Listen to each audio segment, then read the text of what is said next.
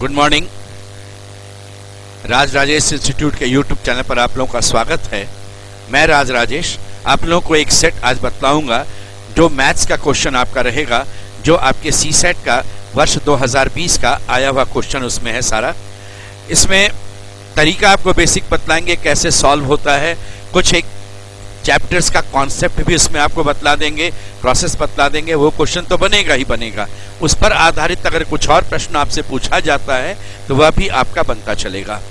ये आपको सी सेट की परीक्षा में काम देगा, इसके अतिरिक्त बीपीएससी के प्रीलिम्स में काम देगा, बिहार एसएससी वाली परीक्षा में काम देगा, स्टेट सर्विस और भी कोई कमीशन आप परीक्षा देते हैं उसमें काम देगा, दारोगा की परीक्षा में, इसके अतिरिक्त एसएससी सीजीएल में, बैंकिंग की परीक्षाओं में और रेलवे की परीक्षाओं में, इन सब में आपको काम देगा। एक एक करके हम लोग क्वेश्चन यहाँ पर डिस्कस करते हैं। एक आपका यहाँ पर दिया हुआ है इंफॉर्मेशन, उसमें कहा गया कि ये जो सिंबल है सर्कल के अंदर गुना चिन्ह, इसमें कौन सी संख्या आप 2 3 4 5 है उसमें रखेंगे कि वह इक्वेशन आपका करेक्ट हो जाएगा। तो इसमें ध्यान दीजिए, ये यूनिट प्लेस पर एक सिंबल, ये 2 सिंबल, ये 3 सिंबल, ये 4 सिंबल, यानी जो भी आप अंक रखिएगा इसमें यूनिट प्लेस पर जाएगा इकाई स्थान पर 4 बार, और उसमें फिर 1 जोड़ेंगे तो वो संख्या फिर आ जानी चाहिए। तो बोलिए अगर यहाँ 2 रखेंगे 4 बार तो 4 दूना 8 और 1 9, तो यहाँ पर 2 आना चाहिए, यानी जो संख्या आप रखिएगा इन सभी जगह वही लास्ट में भी आना चाहिए। ये नहीं संभव है। अगर 3 रखेंगे तो ये 3 1 2 3 4, 3 गुना 4 12 और 1 13, देखिए 13 का 3 यहाँ आ जाएगा आपका, यानी ये यहाँ पर 3 आना चाहिए। चेक करते हैं, ये 3, ये 13, ये 53, यहाँ पर ये 33, ये 31, ये 133 होना चाहिए। तो ये 3 और 13 3 16, 16 और 53 अगर आप चलेंगे ये जोड़ेंगे तो 16 और 53 आपका होगा 69 69, और 31 जोड़ेंगे 100 प्लस 33 133 आ गया आपका। यानी इस जगह पर ये सिंबल जो है वहां पर आपको 3 लिखना था। ये बाद में मैंने जोड़ करके आपको बतलाया, वो आपको एग्जाम में करने का नहीं जरूरत था। आप एग्जाम में सिर्फ देखते 1 2 3 4, यानी उसी अंक को 4 से गुना करो और 1 जोड़ो तो लास्ट डिजिट वही आना चाहिए। तो यहाँ पर 3 सेट करेंगे, 4 3 12 और 1 13 का 3, आपका आंसर हो जाता है। अगला क्वेश्चन आपका जो यहाँ पर दिया हुआ है वह एक कार है, travels from a place x to place y at an average speed of x से y जाता है, average speed v kilometre per hour, और from y to x at an average speed of 2v kilometre per hour, वापस आ रहा है ये 2v kilometre per our, फिर x से y जा रहा है वो 3v किलोमीटर पर आवर, और फिर y से x की ओर आ रहा है तो वह आपका एवरेज स्पीड है 4v किलोमीटर पर आवर। अब आपसे कहता है कि average speed of the car for the entire journey, यानी पूरी यात्रा में कार का जो औसत चाल है वह आपको बतलाना है कि औसत चाल क्या है। क्या कीजिए, ये 4 3 2, 4 3 2 का एलसीएम ले लीजिए, इसका एलसीएम है 12। मान लीजिए x से y की दूरी 12v की है, x से y की दूरी 12v की है, तो यहां से अगर 12 की दूरी है तो ये v अगर तय करेगा तो ये आप जानते हैं कि distance is equal to speed into time. तो इस केस में आपका जो 12 का है और ये टाइम इसमें कितना लगेगा, तो यहाँ पर स्पीड आपका दिया हुआ है v और डिस्टेंस है आपका 12 मान लेते हैं, तो टाइम जो होगा वो 12/v आ जाएगा आपका। इस केस में हम लोग डिस्टेंस को ही 12v मान लेंगे तो 12v और v कट जाएगा तो ये 12 सिर्फ बचेगा। टाइम वापस जब आएंगे तो इस केस में आपका 2v हो जाएगा यहाँ पर आपका स्पीड, तो ये हो गया 12v बराबर 2v इंटू टाइम, तो लौटने समय ये 6 हो जाएगा। फिर इस तरफ जाएंगे तो 12 में ये 4 होगा, फिर वापस आएंगे तो 12 में ये 3 हो जाएगा, तो टोटल आपका हुआ 12 6 18 4 22 और 3 25, ये टोटल 25 हो गया आपका टाइम, और डिस्टेंस हो गया 12 12 12 4 बार, ये हो गया 48। तो इसका औसत चाल जो होगा वह total distance covered 48 by total time taken, 48/25, तो 48/25 जो रहेगा 1, 23 बचेगा तो ये आपका जाएगा 1.9 225, और फिर 5 बचेगा आपका 50, ये 1.92। तो इसका जो एवरेज स्पीड होगा वो 1.92 होगा, यानी 1 और 2 के बीच में आना चाहिए। It lies between v and 2v kilometre per our, ये आपका आंसर हो जाएगा। 1v और 2v के बीच में आना चाहिए, ये 1.92v था। ये अगर आप v में मान रहे थे तो उस हिसाब से टाइम जाता, तो ये वेलोसिटी होगा 1.92, v और 2v के बीच में आएगा, 2 से कम और 1 से अधिक। Minimum number of points of intersection of A square and a circle, minimum जो रहता है वह 2 रहेगा। इस केस में एक स्क्वायर और एक सर्कल है। मान लो ये एक स्क्वायर है, आप इंटरसेक्शन कीजिए एक सर्कल को, तो मिनिमम पॉइंट जब भी इंटरसेक्शन करेगा तो उसका आपका सर्कम ये जो रहेगा लाइन जो बाहरी है, यहाँ पर से 2 जगह इसको इंटरसेक्शन करेगा ही करेगा, ये 2 रहेगा। और अगर आप ऐसे स्क्वायर लेते हैं और फिर यहाँ पर इंटरसेक्शन कराएंगे तो इसके 2 भुजा पर, हर एक भुजा पर 2 बार ऐसे करते हुए जाएगा, तो 1 2 3 4 5 6 ये 7 8, तो मिनिमम रहेगा 2 और मैक्सिमम रहेगा 8। ये दोनों पॉइंट इसमें करेक्ट है, 1 भी करेक्ट 2 भी करेक्ट, बोथ 1 एंड 2, ये आपका आंसर हो जाएगा। दोनों स्टेटमेंट आपका करेक्ट था। 1 और 100 के मध्य में कितनी ऐसी पूर्ण संख्याएं हैं जिनमें एक अंक 4 है लेकिन वे 4 से विभाजित नहीं हैं?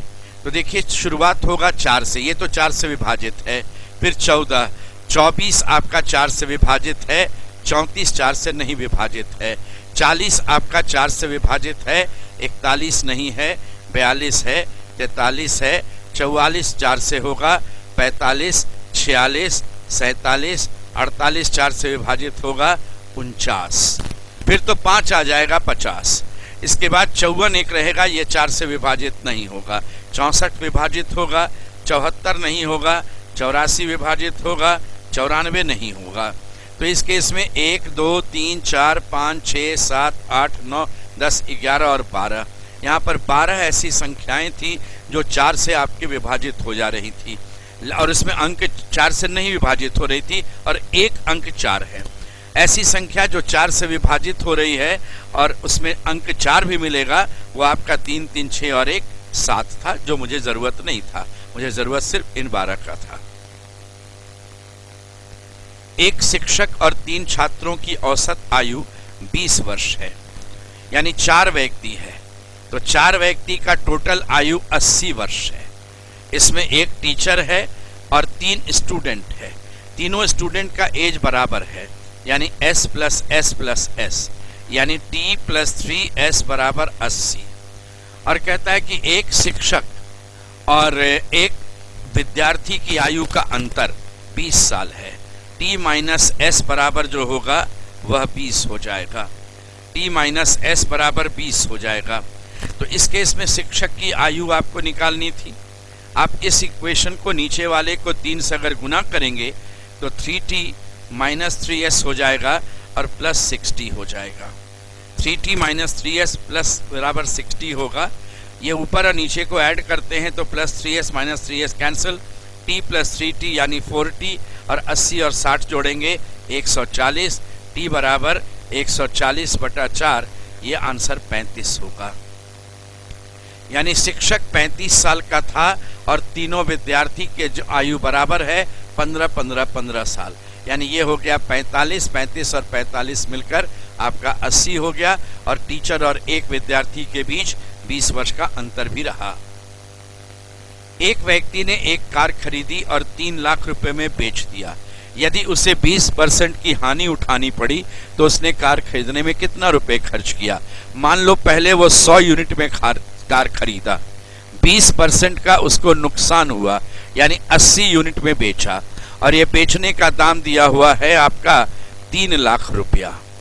तो आप बतला देना ये खरीदने का मूल्य कितना था।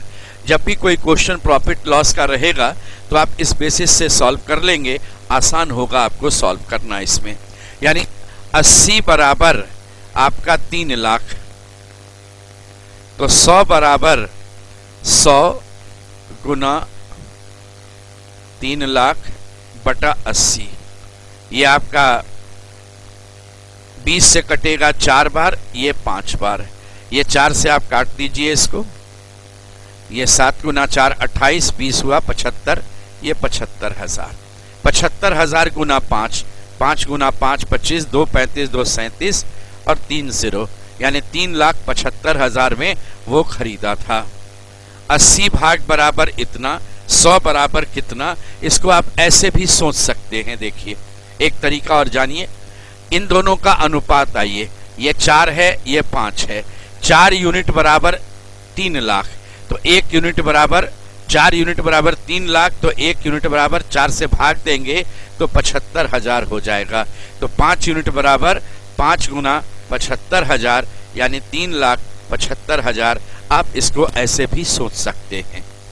यह भी तरीका आपका रहेगा सॉल्व करने का। यदि आपके पास 2 सीधी 7.5 फुट और 3.2 फुट की छड़ें हैं, तो आप कम से कम कितनी लंबाई माप सकते हैं, नाप सकते हैं, ये पूछा गया। कम से कम, मिनिमम, छोटा से छोटा। तो एक बात ध्यान, आपके पास 2 सीधा छड़ है, एक है 7.5 का और दूसरा है 3.25 का। ये इसके बराबर तो नहीं है, काफी कम है, दुगना कर दीजिए तो ये 6.5 का होगा।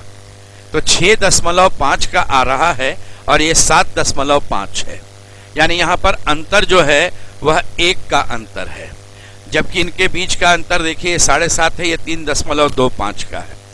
अगर मैं यहाँ पर डिफरेंस 1 का आ रहा है, मिनिमम डिफरेंस की बात करनी है कि न्यूनतम कितना हो सकता है, तो 1 फुट अभी नहीं ले सकते हैं। आप क्या कीजिए, इसको दुगना कर दीजिए। बोले इसको अगर दुगना करेंगे तो ये हो जाएगा 15, ये 15 होगा, तो 6.5 को भी दुगना करेंगे इस केस में तो 2 से काम नहीं चलेगा, यहाँ पर आपको 3 से काम लेकर के चलना पड़ेगा। तो 2 वाले में अगर चलते हैं तो ये 4 गुना अगर करना पड़ता है, दुगना किया, इसका दुगना करेंगे तो 13 होगा, यहाँ पर डिफरेंस जो रहेगा वो 2 का होगा। या अगर 1 बढ़ जाते हैं तो 16.25 होगा, डिफरेंस 1.25 का होगा। आप इनको 3 गुना कर दीजिए, 3 गुना करेंगे अगर तो 7.5 को 3 गुना 7 × 21 और आधा का 3 गुना 1.5, यानी 22.5 होगा। और इसको अगर आप लेकर के चलते हैं और ये 3.25 को आप 7 गुना करते हैं अगर, तो बोले 7 गुना 3 21 और 0.25 को 7 से गुना करेंगे तो ये 1.75 होगा, यानी ये 22.75 होगा। तो सबसे नज़दीक जो रहेगा मिनिमम, वो यही मिनिमम आपका जा रहा है, वह 0.25 का डिफरेंस हो रहा है, यानी 0.25 फुट का यहाँ पर अंतर हो जाएगा। ये आपका मिनिमम डिफरेंस यही जा रहा था 0.25 का। एक सीक्वेंस दिया हुआ है 14, 18, 20, 24, 30 और 32। कहा गया कि एक सीक्वेंस सीरीज चल रहा है, इसमें नेक्स्ट नंबर क्या होगा बतलाओ। इसमें आप एक ऐसा गणितीय संक्रिया यानी मैथमेटिकल ऑपरेशन करना हर एक में सिमिलर कि वह एक प्राइम नंबर का कोई सीरीज बनना चाहिए। देखिए लिखा हुआ with respect to prime numbers, एक सीक्वेंस तैयार हो जाना चाहिए। तो यहाँ पर एक चीज देख रहे हैं कि ये प्राइम नंबर से सब एक एक जाता है, सब में मैं एक कम करता हूँ। तो 13 के बाद का 17 प्राइम नंबर, एक कम करेंगे तो ये 19 होगा, एक कम करेंगे 23 होगा, एक कम करेंगे तो अगला प्राइम नंबर 29 होगा, इसमें एक कम करेंगे तो 31 होगा, नेक्स्ट प्राइम नंबर 37 होगा। तो 37 के लिए यहाँ का नंबर 38 होना चाहिए, तभी एक कम करके 37 होगा, यानी आपका आंसर 38 रहना चाहिए था। आपका जो गिवन सीरीज है उसमें एक एक हर एक में सिमिलर सेम मैथमेटिकल ऑपरेशन कर रहे हैं, हर एक में हम एक कम कर देते हैं, तो उसके बाद जो नंबर तैयार होता है वह एक प्राइम नंबर सीरीज होता है।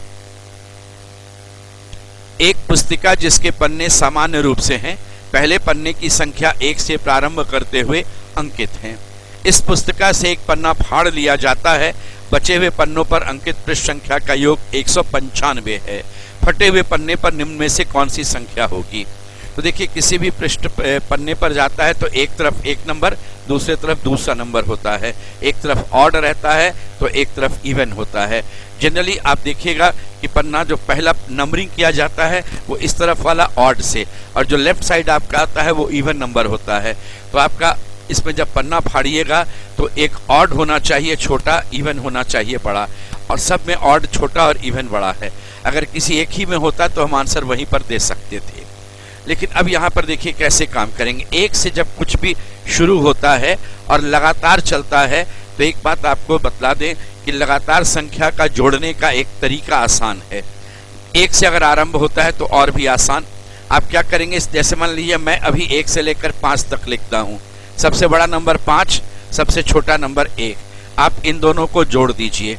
फिर क्या कीजिए, सबसे बड़ा नंबर में से छोटा नंबर से पीछे का नंबर 0, उसमें से आप इनको 0 घटा दीजिए और उसके बाद 2 से भाग दे दीजिए। ये केवल 1 से आरंभ होने वाले नहीं, ये हर एक लगातार संख्या, मान लो हम 15, 16, 17, 15 से आरंभ करें और 15, 16, 17 करते हुए कहेंगे 84 तक जोड़ करके बतलाओ कितना आएगा, 84 तक के संख्याओं का योग कितना है। क्या करना है, सबसे बड़ा सबसे छोटा उन दोनों को पहले आप ऐड कर देंगे, जोड़ देंगे। फिर सबसे बड़ा और सबसे छोटा से ठीक पहले वाली संख्या उसको घटा देंगे और दोनों को गुना करके 2 से भाग दे देंगे। देखिए अभी के उदाहरण में 5 और 1 6 जोड़ दिया, 5 में से 1 के पहले 0 होता है, ये 0 घटा दिया, गुना करके 2 से आप इसमें भाग दे दिया। तो ये हो गया 5 1 6, 6 5 30 बटा 2, ये रहेगा 15। अब यहाँ पर जो मेरे पास नंबर है 195, जिसमें 2 नंबर मिसिंग आना चाहिए, तो मैं एक अंदाज से लेता हूँ, 1 से 19 लेता हूँ। मान लीजिए 1 से 19 तक का नंबर दिया जाता, तो 19 और 1 ये 20 होगा, और ये 19 में से ये 0, तो 19 में से 0 घटेगा और 2 से भाग देंगे, तो 20 गुना 19 बटा 2, ये आपका 10 हो गया 190। लेकिन 195 तो नंबर जोड़ आ रहा है पेज का, इसका मतलब ये 19 नहीं होगा। 1 से लेकर 20 तक की बात करें तो 20 और 1 21, और यहाँ पर 20 में से 0 घटेगा, तो ये हो गया 21 गुना 20 बटा 2। इनका जोड़ जो हो गया वह 210 है। ये नंबर काम करेगा, कारण है 195 से बड़ा है। 19 तक जा रहे थे तो 190 ही आ रहा था, लेकिन आपको 195 ही मिल रहा है, इसका मतलब 15 नंबर घट रहा है। अब 15 जो घट रहा है वह 2 संख्याओं में बटा होना चाहिए, 2 लगातार संख्याओं में। एक 7 हो गया और एक 8 हो गया। ये रहा आपका आंसर कि 7 और 8, ये पन्ना फटा हुआ था इसलिए उसको हटा दो 15, 210 में 15 घटा देंगे तो 195 होगा। ये आपका दिया हुआ चीज था। तो लगातार कैसे जोड़ा जाता है संख्याओं को, वह भी तरीका आप यहां पर सीखे। इसमें इस क्वेश्चन में आप देखें, average marks in English, average marks in Hindi. लड़कियों का 9 है, उधर 8 है, ये 8.7, ये 8.8। यहां पर आपसे पूछा गया क्या होगा बतलाओ। तो आप एक बात ध्यान दीजिए, केवल अभी हम इंग्लिश की बात कर रहे हैं। इंग्लिश वाले केस में लड़कियों का नंबर 9 है, लड़कों का 8 है, लेकिन ये जो एवरेज है वो 8.8 है, यानी इससे आप 8.8 है इसका एवरेज। इसका यह अर्थ होता है कि बॉयज और गर्ल्स का आप रेशियो यहां पर निकाल सकते हैं इस तरह से। ये गर्ल्स है, ये बॉयज है, ये 0.8 जाएगा, 9 में से 8.8 घटेगा, 0.2 होगा, यानी 8:2, यानी 4:1। ये 4:1। रूल ऑफ एलिगेशन यूज कर लेंगे। आपका केवल लड़कियों की बात करते तो 9 एवरेज होता, केवल लड़कों की बात करते 8 एवरेज होता। इसका मिक्सचर जो है यानी टोटल एवरेज जो है 8.8 है, इसमें से 8.8 घटेगा 0.2, 8.8 में से 8 घटेगा, ये 0.8 हो जाएगा। तो ये रेशियो आपको मालूम हो गया 4:1, यानी 4 लड़कियां हैं और 1 लड़के हैं। चलिए इसकी बात करें, 9 एवरेज है, 4 लड़कियां हैं, तो 9 गुना 4 36, और 8 एवरेज है और 1 ही लड़का है तो 8 हो जाएगा। तो ये 36, 8 44, और टोटल स्टूडेंट थे 5। तो अगर इसका एवरेज निकाल रहे थे तो 44/5, ये 8.8, ये आपका तैयार है। ये प्रोसेस हो गया, जिससे मालूम हो गया कि गर्ल्स का नंबर 4 होगा तो बॉयज का नंबर 1 होगा, ये रेशियो। अब जरा हम हिंदी की बात करें। 8 एवरेज है, 4 लड़कियां हैं, तो 8 गुना 4 32, इसमें 1 है तो ये 7, टोटल हो गया 39। यहाँ पर टोटल आपका 39 हो गया, और टोटल स्टूडेंट्स हो गए 4 और 1 5, तो ओवरऑल एवरेज हो गया 39/5। 39/5 7 हो गया 35, 40 4 हुआ 40 8, 7.8। तो ये आपका आंसर था यहाँ पर, ये 7.8 रहेगा इसमें आंसर आपका। इस क्वेश्चन में देखिए 2 स्टेटमेंट है, सभी संख्या 2 से विभाज्य हैं और सभी संख्या 3 से विभाज्य हैं। ये दोनों स्टेटमेंट्स को अगर मैं मिलाता हूं तो ये निष्कर्ष बनता है, आप जानते हैं कि कोई भी संख्या अगर 2 से विभाजित है और वो संख्या 3 से विभाजित है, इसका मतलब वो 6 से विभाजित होगी क्योंकि 2 गुना 3 आपका 6 रहता है। 6 से विभाज्य होने के लिए आपका नियम ही यही है कि वह 3 और 2 दोनों से डिविजिबल होना चाहिए। इसलिए आपका पहला वाला कंक्लूजन जो है all numbers are divisible by 6 correct है, लेकिन वो 4 से विभाजित होगा, all numbers are divisible by 4 ये नहीं संभव है। मान लो 6 है या 18 है, 18 2 और 3 से विभाजित भी है, 6 से विभाजित है, लेकिन वह 4 से विभाजित नहीं है। इसलिए यहाँ पर आंसर जाएगा केवल कंक्लूजन 1 सही होगा, ऑप्शन नंबर ए। नेक्स्ट आपका दिया हुआ है कि 2 स्टेटमेंट है S1 और S2। S1 कहता है n एक अभाज्य संख्या प्राइम नंबर है और S2 कहता है n को 4 से विभाजित करने पर 1 शेष आता है। अब n के विषय में कहता है n एक ही नंबर है, यूनिक, एकमात्र प्राकृतिक संख्या है जो 10 और 20 के बीच में है। देखिए 10 और 20 के बीच में n अगर प्राइम नंबर है तो 11 है, 13 है, 17 है, 19 है और n को 4 से विभाजित करेंगे तो आपका एक रिमाइंडर होगा, वह 13 भी हो सकता है और 17 भी हो सकता है, 13 भी हो सकता है, 17 भी हो सकता है। यानी दोनों कथन मिलाने पर भी आपका एकमात्र नंबर नहीं मिल पाया, मिलाने पर भी 2 संख्या प्राप्त हुई। केवल इस नंबर की बात करते हैं तो इस नंबर से आपको तो 4 नंबर मिल रहा था और इसकी बात करेंगे 2 मिल रहा था, लेकिन आपसे कहा गया था एकमात्र है, यानी दोनों मिलाने पर भी उत्तर नहीं हो पाएगा। आंसर ऑप्शन नंबर डी कहलाएगा। अगले क्वेश्चन में है, एक व्यक्ति x किसी कार्य का 20% 8 दिनों में पूरा करता है और दूसरा व्यक्ति y उसी कार्य का 25% 6 दिनों में पूरा करता है। अगर 20% पूरा करने में 8 दिन लगाएगा तो 100% पूरा करने में समय का 5 गुना कर देंगे, 40 दिन लगाएगा। यानी x किसी काम को पूरा करने में 40 दिन लगाता है और दूसरा आदमी जो y है वह कार्य का 25% 6 दिन में करेगा। तो 100% करने के लिए 4 से गुना कर दो, 100% करने के लिए 6 गुना 4, ये 24 दिन में पूरा करेगा। 40 और 24 का एलसीएम ले लीजिए। 40 और 24 का एलसीएम होता है आपका 120। ये 120 को हम लोग कहते हैं कुल कार्य, टोटल कार्य जो किया गया वो है कुल कार्य। 40 दिन में 120 कार्य तो एक दिन में 3 काम, ये उसकी कार्य कुशलता या कार्य क्षमता, यानी प्रतिदिन वह व्यक्ति कितना काम करता है। 24 दिन में 120 काम तो एक दिन में 5 काम, यानी x एक दिन में 3 काम करता है, y एक दिन में 5 काम करता है। यदि वे दोनों साथ साथ काम करते हैं उस कार्य का 40%, अब ये सोचिए साथ साथ काम कर रहा है, अब इस कार्य का ये लोग 40% ही काम करेगा, तो 120 का 40% आप यहाँ पर निकाल लीजिए। 120 का 40% होता है 48। ये दोनों साथ साथ काम करेगा तो 3 और 5 8 काम एक दिन में करेगा और इनको 48 काम करना है, तो इनके द्वारा लगाया हुआ दिन होगा 48/8 यानी 6 दिन। एक दिन में 8 काम, 48 काम करने के लिए 8 गुना 6 48, यानी 6 दिन में वह काम पूरा कर लेगा। ऑप्शन नंबर ए ये रहेगा आपका आंसर, ऑप्शन नंबर ए।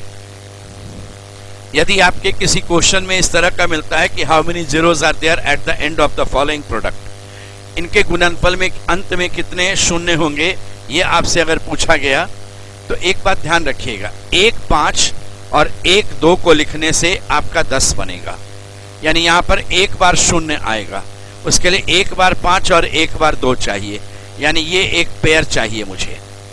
5 और 2 का जितना पेयर बनेगा उतना शून्य आ जाएगा लास्ट में, बस इसको ध्यान रखिएगा। देखिए आपके पास 1 है, 5 है, 10 है, 15 है, 20 है, 25, 30, 35, 40, 45, 50, 55 और 60। एक में तो कोई भी 2 और 5 नहीं, तो सिर्फ एक। इसके लिए आपके पास एक बार 5 होगा, 1 और 5, 10 में चलेंगे तो 2 और 5, 2 गुना 5। 15 में आएंगे तो 5 होगा 3 गुना 5। हम सिर्फ 2 और 5 को लिखेंगे, बाकी को बाहर कर देंगे। 20 के लिए 4 गुना 5 तो 2 गुना 2 गुना 5, ये 20 हो गया। 25 के लिए 5 गुना 5। 30 के लिए 6 गुना 5 तो 2 गुना 5 गुना 3, ये हो गया 30। 35 के लिए 5 गुना 7। 40 के लिए देखिए 2 गुना 2 गुना 2 गुना 5, ये हो गया 40। 45 के लिए आपका 5 गुना 3 गुना 3। 50 के लिए ध्यान दीजिएगा 5 गुना 5 25 और 2, ये 50 हो गया। 55 के लिए 5 गुना 11। 60 के लिए आपका 2 गुना 2 4 गुना 5 गुना 3। अब यहां पर आप कितनी बार 2 आया और कितनी बार 5 आया, आप यहां पर ये गिन सकते हैं कितनी बार 2 और कितनी बार 5 है, और उससे अपना आंसर निकालें। देखिए 2 आप कितनी बार ला रहे थे, 1 2 3 4 5 6 7 8 9 10, ये 10 बार ही आया। और 5 जो है वह 1 2 3 4 5 6 7 8 9 10 11 12 13 14, ये 14 बार आया। तो हम इसमें जब पेयर बनाएंगे तो 10 और 10 का ही पेयर बनेगा, 4 एक्स्ट्रा चला जाएगा। तो 2 और 5 का जितना पेयर रहेगा उतना ही आपका लास्ट में 0 आएगा। तो 10 पेयर हो रहा था, आंसर आपका 10 है। इसमें 14 नहीं, गलती से दे दीजिएगा। 5 14 बार आता है, लेकिन 2 जो है वह 10 बार ही आता है। एक व्यक्ति को धारा की उल्टी दिशा में जाने की अपेक्षा धारा प्रवाह की दिशा में जाने में किसी निश्चित दूरी को नाव द्वारा खेने में आधा समय लगता है। अचल पानी में व्यक्ति की चाल का धारा की चाल से अनुपात क्या है, बतलाओ। देखिए पूरा का पूरा बोट एंड स्ट्रीम का एक ही कॉन्सेप्ट है, पूरा चैप्टर उसी कॉन्सेप्ट से बनेगा। मान लो ये एक जगह है A और ये जगह है B। ये नीचे जब जा रहा है तो इसको कहते हैं डाउन स्ट्रीम। डाउन स्ट्रीम यानी धारा के प्रवाह के साथ, ये प्रवाह के साथ। और इधर से जब वापस ऐसे आता है, ये धारा के विपरीत, ये धारा के विपरीत, इसको अपस्ट्रीम कहते हैं। इंग्लिश में आप इसे अपस्ट्रीम कहेंगे। आप एक बेसिक चीज इसमें जानते हैं कि distance is equal to speed into time. Distance is equal to speed into time, velocity into time. यहां पर डिस्टेंस आपका जो होता है स्पीड होता है बोट और वाटर जोड़ देने से, यानी जो धारा का अपना वेग है उसमें कोई भी आप ऑब्जेक्ट डाल दोगे वो धारा के साथ बह जाएगा। तो अगर नाव की भी अपनी चाल है या व्यक्ति तैरता है उसकी अपनी चाल है, तो वो आपका ऐड हो जाता है उस केस में। जैसे आप बहुत सारे मॉल में या एयरपोर्ट पर या रेलवे स्टेशन पर एस्केलेटर देखते हैं, एस्केलेटर का अपना स्पीड है, आप उस पर चुपचाप खड़े हो जाइए तो उसके स्पीड से ऊपर चढ़ जाते हैं। लेकिन आप उस पर खड़े हो गए और फिर सीढ़ी के जैसा आप ऊपर चढ़ना शुरू कीजिएगा तो आपका स्पीड बढ़ जाता है वहां पर। तो ये आपका B + W स्पीड बढ़ जाएगा और time taken in down stream. जब अप स्ट्रीम की बात करेंगे तो डिस्टेंस वही होगा, लेकिन यहाँ पर B - W इंटू TU। यहाँ B क्या है, B है बोट का वेलोसिटी। अभी के केस में क्या है, व्यक्ति की चाल, ये B कहलाएगा, और धारा की चाल ये W कहेंगे अभी के पेज में। अब देखिए क्वेश्चन क्या कहता है। एक व्यक्ति को धारा की उल्टी चाल, आप इसको ऐसे भी सोचिए, अब B + W इंटू TD, यही D बराबर होता है B - W इंटू TU, ये बराबर रहता है। एक व्यक्ति को धारा की उल्टी दिशा में जाने की अपेक्षा धारा की प्रवाह की दिशा में किसी निश्चित दूरी को नाव द्वारा खेने में आधा समय लगता है। तो ये आधा समय लगता है कि मान लो ये समय हम यहाँ 1 देंगे तो ये हाफ हो जाएगा, B - W into half. Solve कीजिए, B + W, ये 2 उधर चला जाएगा, 2B - W। तो B + W is 2B - 2W। Minus को इधर ले आते हैं, W + 2W 2B - B, ये 3W is equal to B। तो B/W is equal to B/W नीचे जाएगा, ये 3:1, ये रहेगा 3:1, ये चीज आपका होगा। तो यही पूछा गया कि B और W का रेशियो क्या होगा, उनका अनुपात क्या होगा, तो ऑप्शन है 3:1। आप देखिए, आप चाहें तो चेक भी कर लीजिए। कैसे चेक कर लेंगे वो देख लीजिए। मान लीजिए इसका वेलोसिटी 3 है तो ये 4 होगा, 3 और 1 4, और ये समय आधा लगेगा। और ये अगर 3 है -1, ये पूरा लगेगा। तो 3 1 4 का आधा 2, ये 3 - 1 2 गुना 1 बराबर 2। डिस्टेंस दोनों में बराबर आ गया आपका। तो आंसर हो गया 3:1, जो आप यहाँ पर पहले निकाल चुके थे। तो इस तरह से आपका क्वेश्चन रहता है।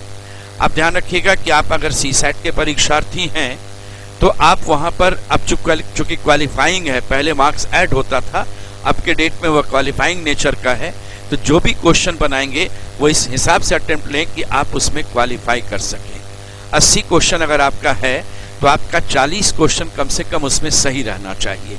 इसमें यह ध्यान रखिएगा कि आपके 80 क्वेश्चन में रीजनिंग और मैथ ये दोनों मिला करके 40-45 क्वेश्चन रहता है, और बाकी आपका डिसीजन मेकिंग का, पैसेज का क्वेश्चन आपका नजर आता है।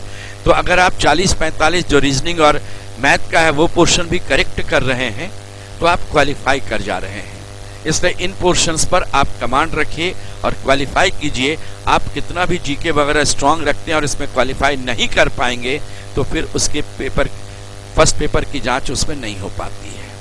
तो ये कॉन्सेप्ट, ये तरीका आपका जो है वह सीसैट में काम देगा, बीपीएससी की परीक्षा में काम देगा, आपके दारोगा वाली परीक्षा में काम देगा, बैंकिंग वाले में काम देगा आपको, इसके अतिरिक्त एसएससी सीजीएल में काम देगा और अन्य बहुत सारी परीक्षाओं में भी।